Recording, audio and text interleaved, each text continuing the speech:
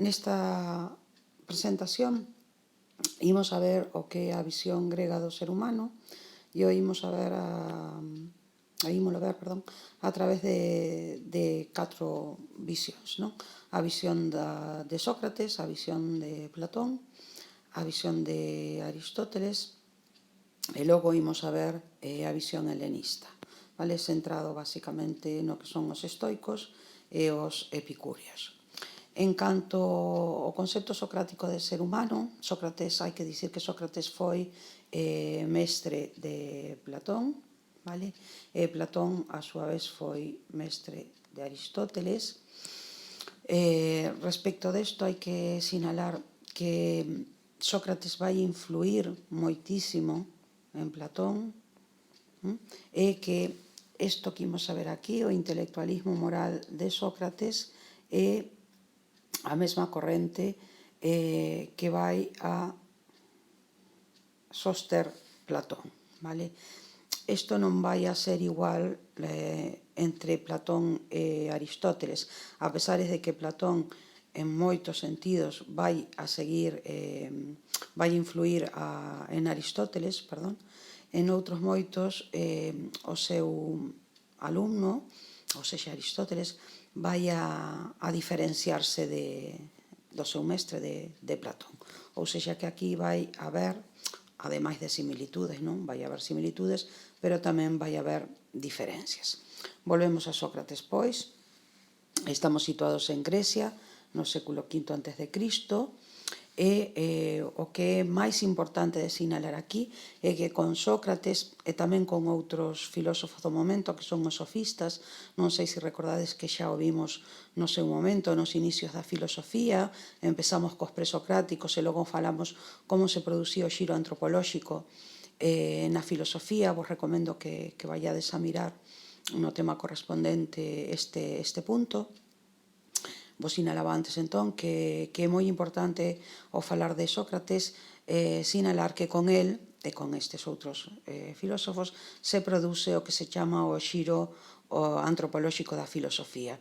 Isto quere dicir que Sócrates vai estar centrado á hora de facer filosofía, á hora de pensar, á hora de buscar sabedoría no ámbito do coñecemento das virtudes éticas e políticas. Vai estar centrado no que é a sabedoría, en buscar a sabedoría sobre o que é unha boa vida, unha vida que sexa, digamos, que pague a pena vivila, tanto a nivel individual, que isto sería a nivel ético, como a nivel comunitario. Para isto, el pensa que é fundamental que partamos desa frase que estaba nun oráculo, non, de Grecia, que coñécete a ti mesmo. Se non partimos de aí, de coñecernos a nos mesmos, vai ser imposible que nos poidamos ter unha boa vida. Acordadevos, tanto a nivel individual como a nivel comunitario. A partir de aí, de coñecernos a nos mesmos, temos que ter claro que a verdade sobre o que é unha boa vida non a imos a conseguir sós, senón que necesitamos manter un diálogo razoado, intelectual, vale? Para obter as definicións sobre o que é bo, sobre o que é xusto, sobre o que son as virtudes, etc. Non? Polo tanto, o que vai a soster é que só podemos ser virtuosos se coñecemos, se coñecemos o que a virtude é, se obtemos as definicións que só se van a conseguir mediante o diálogo razoado, ou seja, nunca só podemos ser virtuosos se obtemos o coñecemento do que as virtudes son, e se obtemos ese coñecemento, polo tanto, se somos virtuosos, lograremos ser felices, e só sendo felices lograremos ter unha boa vida. Por iso dicimos que a súa corrente é un eudemonismo, que quere dicir que el entende que o máis importante que hai na vida dunha persoa é lograr ser feliz, porque iso é unha boa vida. O mesmo vai a suceder con Platón. Platón vai ser eudemonista, e o mesmo vai suceder con Aristóteles, que vai a ser eudemonista, e o mesmo vai a suceder con estoicos e epicúreos. Cal vai ser a diferencia? Podes decir vos, todos son eudemonistas. Pois as diferencias van a ser moitas e moi importantes, porque para cada un deles a felicidade vai estar situada en un lugar diferente e vaise conseguir de diferentes maneiras. Polo tanto, e xa para terminar con Sócrates, a virtude é igual a coñecemento, e o vicio, a maldade, é igual a ignorancia. Realmente o que vai a pensar Sócrates é que nós, cando actuamos mal, o facemos por ignorancia do ben, do que está ben. Entón, pensado da seguinte maneira: cando alguén é, por exemplo, machista, racista, discriminatorio, realmente, ou discriminador, realmente o que está sendo é un ignorante. Vexamos agora, entón, o que é o dualismo platónico. Nós xa temos falado desto, porque temos falado xa de Platón, temos falado do mundo das ideas, do mundo sensible, do corpo, da alma, do mito da cova. Entón, todo isto vos ten que soar. Simplemente daqui do que vos vou a falar é do mito do carro alado, que aparece no seu libro Fedro. Fedro é o nome do protagonista do libro. É como se escribira hoxe un libro, Platón lle podería chamar José ou Pablo, da igual, non? Estamos situados en Grecia no século V, IV antes de Cristo. Acordadou que vos dixen que Platón era alumno de Sócrates e seguidor deste, polo tanto mantiña un intelectualismo moral, ou igual que o seu mestre. E Platón, neste mito, que se recordades, Platón utilizaba mitos, símiles, polo tanto, construía unha especie de historias, de metáforas, para intentar comunicarnos o que el pensaba. Cando el construe este mito do carro alado, está intentando dicirnos por que dous cousas tan diferentes como son o corpo e a alma terminan xuntos. O corpo, que é sensible, material, que morre, como é que se xunta con algo que é inmaterial, espiritual, inmortal, eterno, a alma? Por que están xuntos? Entón, el contanos esta especie de fábula, non? No Fedro, neste libro, é o que nos coñecemos en filosofía como o mito do carro alado. El fala de que nos figuremos que a nosa alma é como un carro que ten ás, non? E que este carro é como deses carros que quizás estaredes acostumados a ver nas películas de romanos e tal, donde é un carro así como redondiño por adiante, non? E leva un conductor que vai de pé, sostendo as bridas. Normalmente van máis dun cabalo, non? 2, 3, 4, poden ser ata 4 cuadrigas, non? Sería neste caso, neste caso falaríamos de dous cabalos. Un conductor, que sería o auriga, vale, este de aquí, e logo 2 cabalos, vale? Entón, o auriga, que acordadevos é o conductor, e como se chama no mundo grego ese conductor, sería o que representaría a parte racional da alma, a razón. E a razón sería algo perfecto, algo elevado. Por iso Platón fala de algo divino. En ese sentido, sería a parte que pertencería ao mundo das ideas. Non me fai falla aquí dicirvos nada desto porque xa o coñecedes do bloque anterior. Vale? O corpo que estaría no mundo sensible, non? Sería aquelo o que pertencerían as outras dúas almas que estarían representadas no mito do carro alado por os dous cabalos dos que, digamos, leva as bridas o auriga, que sería, como vos dixen antes, a razón. Eses dous cabalos dos que vos falo. Estes cabalos, pois hai un que é bo e hai outro que é malo. Vos imaginades que é moi difícil conducir un carro con un cabalo bo e outro cabalo malo.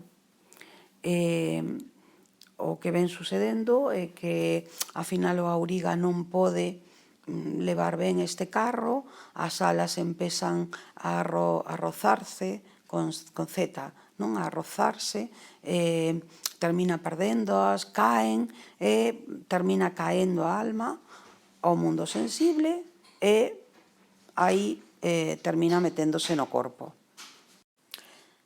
Se temos en conta, pois, que a alma estivo no outro mundo, que é o mundo das ideas, e logo uniuse co corpo, que é o pertencente ao mundo sensible, teremos en conta, pois, que o coñecemento realmente non é coñecemento no sentido de novo, algo que coñeces de novo, digamos, algo que non coñecías e agora coñeces, non?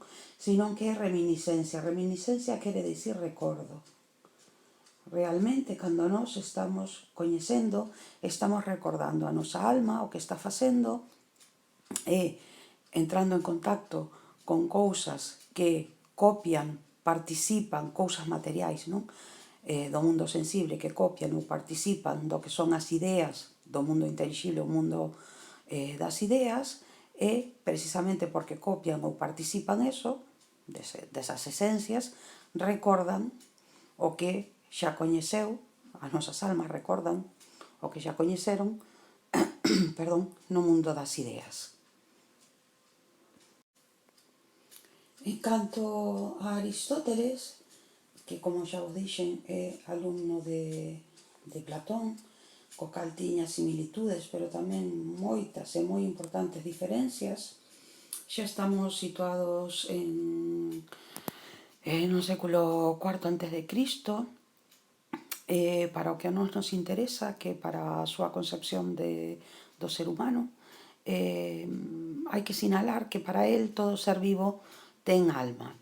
O interesante aquí é que non pensedes que alma significa o que nós entendemos hoxe, e que solamente terían os seres humanos, esa idea que temos un pouco da almiña que se vai para outro mundo cando unha persoa morre, etc.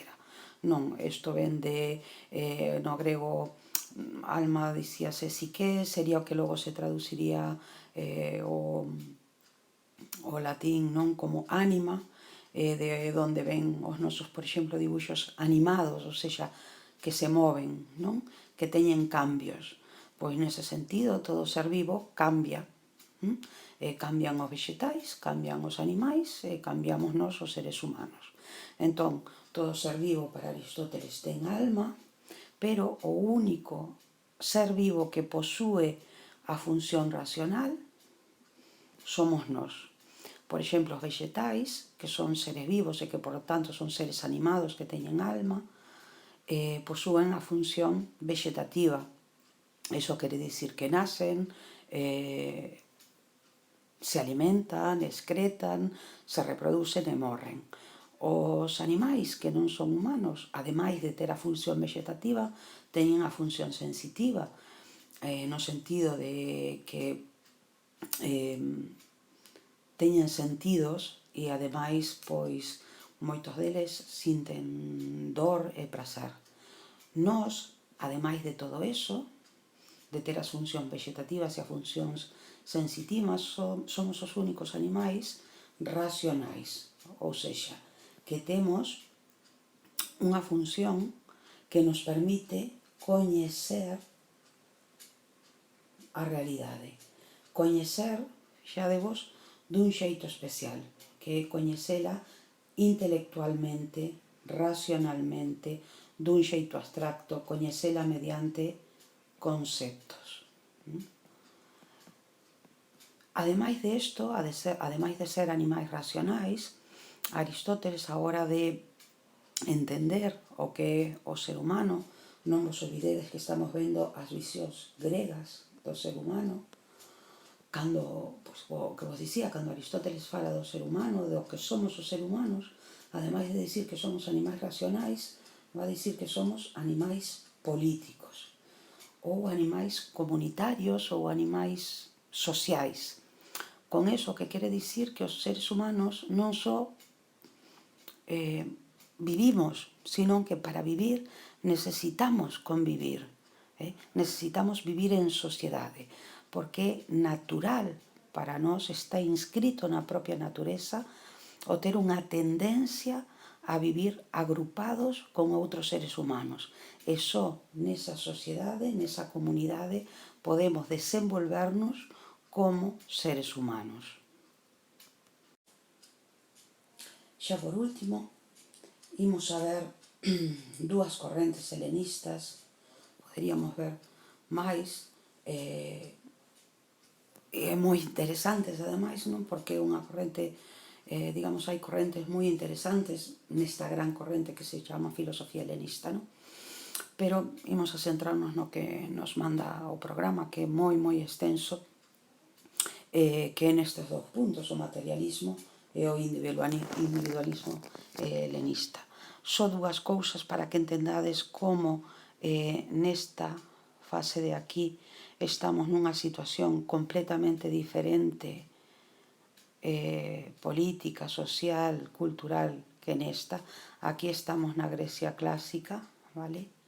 Perdón, na Grecia clásica, e aquí xa estamos, o que vos dicía, no helenismo.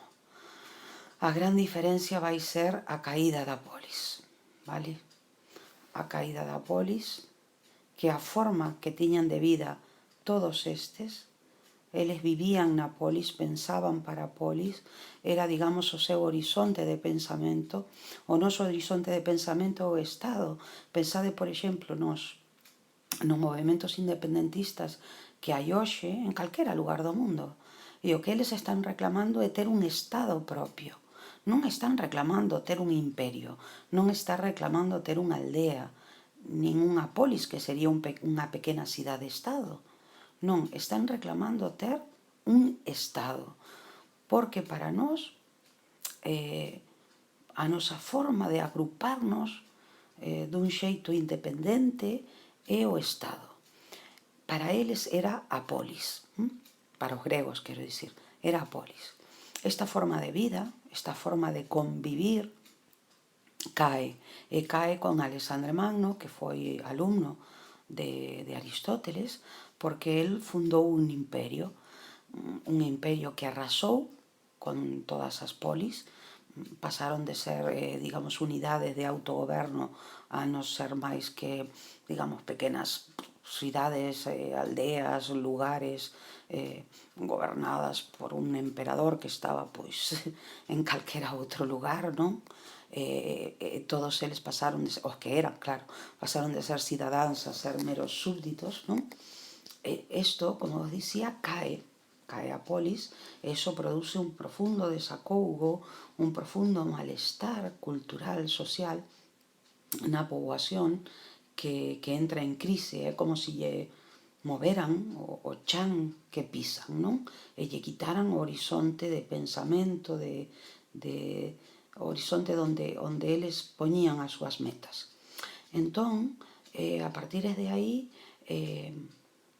as filosofías que xorden non poden ser como as filosofías anteriores. E por iso, as filosofías que xorden vanse a propoñer como unhas guías de vida, vale? Como unhas filosofías persoais que en moitas ocasións, e isto vai se ver claramente nos epicúreos, este materialismo vai se ver claramente nestos, non?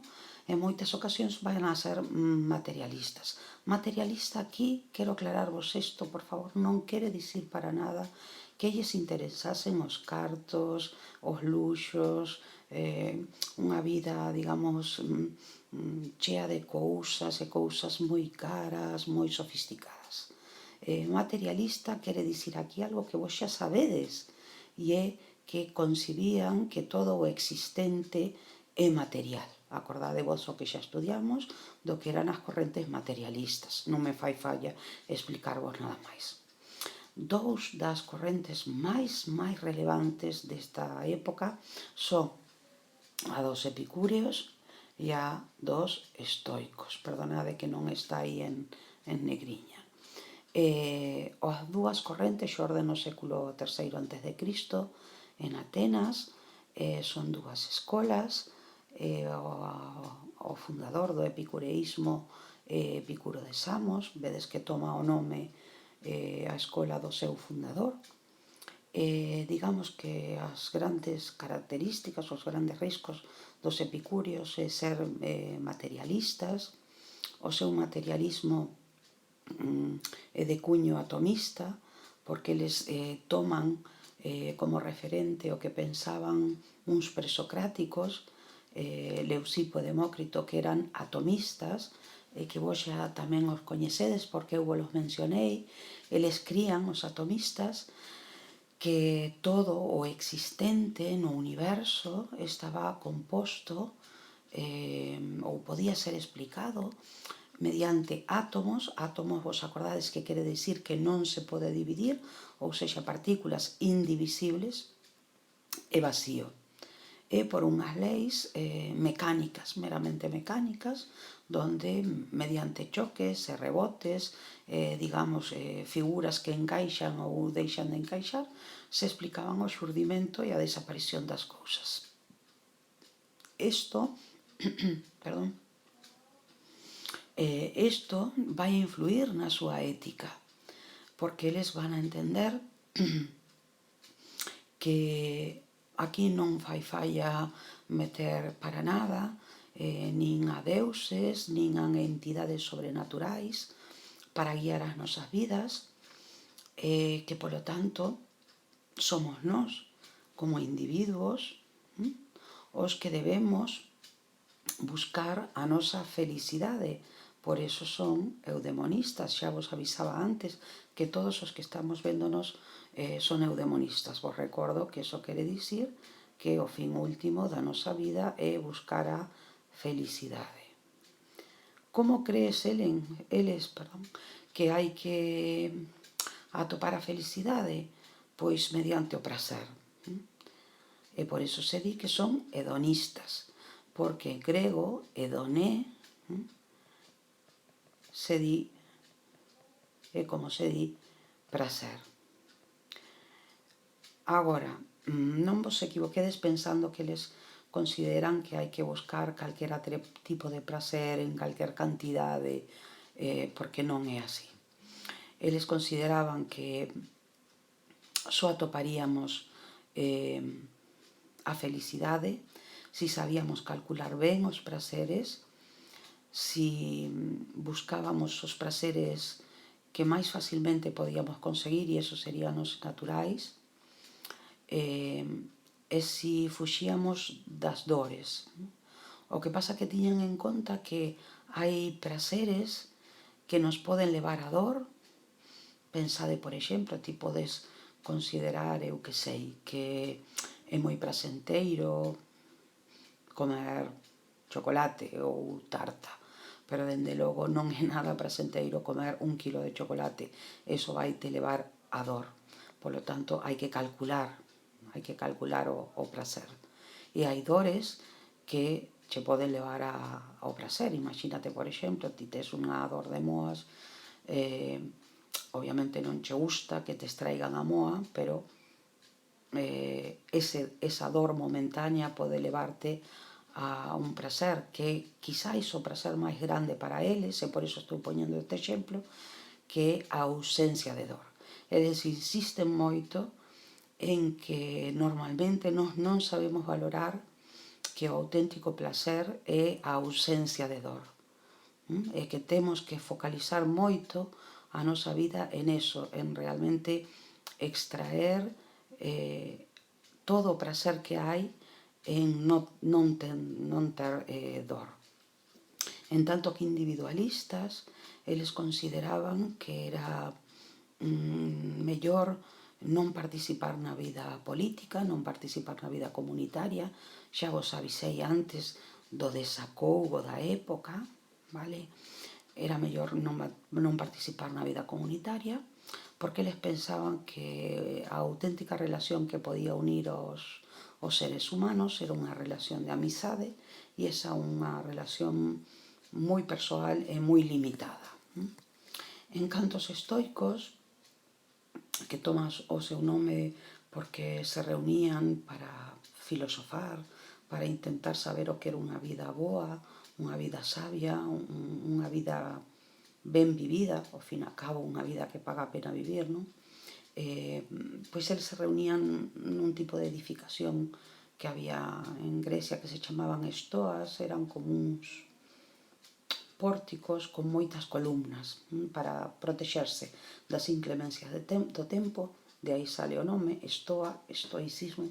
Foi fundado por un señor que se chamaba Zenón, con Z, Zenón de Sitio, con C, ou tamén Zenón de Quitio, ou de Quitión, que propugnaba, frente a isto que vos dicía antes, de non meterse en política, non? El propugnaba tamén o mesmo, pero de outro xeito completamente distinto. En vez de refuxiarse ese desacougo que se sentía na época e que nos epicúreos provocaba a idea de refuxiarse no pequeno grupo de amigos, nos epicúreos provocaba a idea de a reflexión, non? Que levaba a idea de abrirse ao mundo, e por iso eles propugnaban o cosmopolitismo, ou sexa, o ser cidadán do mundo. Cosmos, non? Polita, ser cidadán do mundo. E este cidadán do mundo, para eles, pura e exclusivamente, debía guiarse pola razón, xamais, polos sentimentos. Así como a busca de prazer, guiada, obviamente, por sentimentos, pero sempre dirixida polo cálculo razoado dos hedonistas, do que estábamos vendo aquí, non? Epicúreos, estaba ben, non? No que explicamos anteriormente. Para os estoicos, non? Os sentimentos debían quedar sempre fora da búsqueda ou da busca da razón. Nós, si queríamos conseguir a felicidade, eles eran eudemonistas, aquí o tendes, só debíamos guiarnos pola razón e fuxir, fixadevos, fuxir totalmente de intentar atopar o prazer, porque eles crían que intentando atopar o prazer, o único que íbamos a atopar era dor e desgracia, e polo tanto nunca íbamos a lograr ser felices.